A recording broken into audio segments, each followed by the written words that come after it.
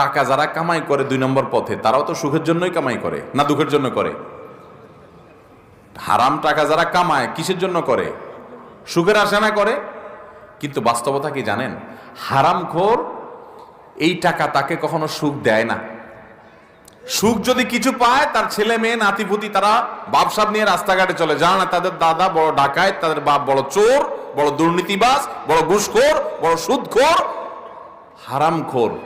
এটা তো ছেলে মেয়ে জানে না, তারা তো মোজ মাস্তি করে বাপে কামাইছে, বাপে যে 2 নম্বর পথে কামাইছে, দাদা যে 2 নম্বর পথে কামাইছে, নানা যে 2 নম্বর পথে কামাইছে, এটা তো নাতিরা জানে না, ছেলে মেয়ে জানে না, তারা মোজ মাস্তি করে ঘুরে বেড়ায়।